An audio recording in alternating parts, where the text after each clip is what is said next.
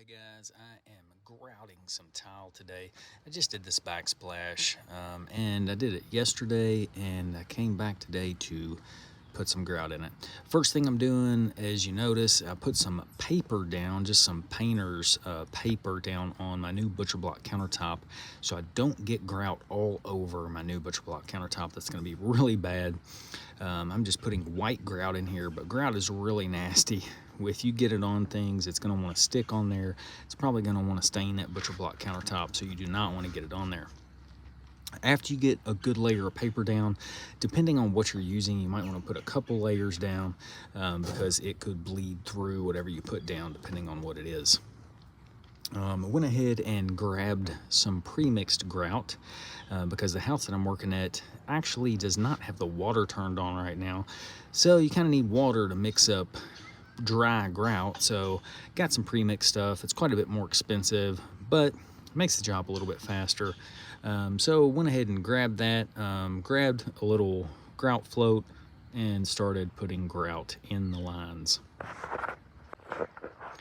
As you're putting grout in, you're just going to want to get some grout and spread it on the tile, and then use the edge of the float to just push it down into the grout lines.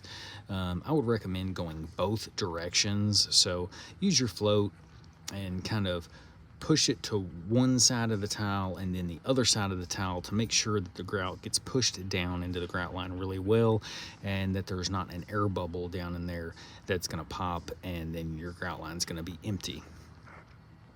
Once you have gone over all your tile, you're actually going to come back with a sponge, a tile sponge.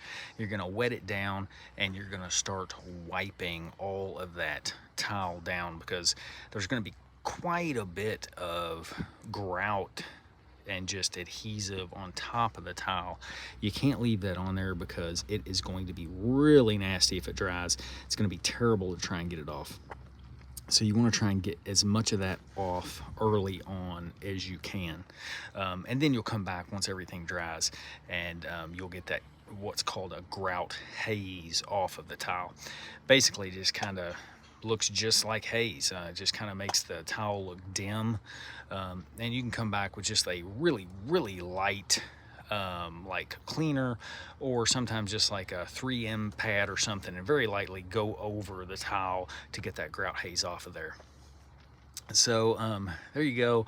Have at it, you guys. If you've never done grout, it's not that hard, just kind of messy. Just make sure and prep everything really well. Good luck.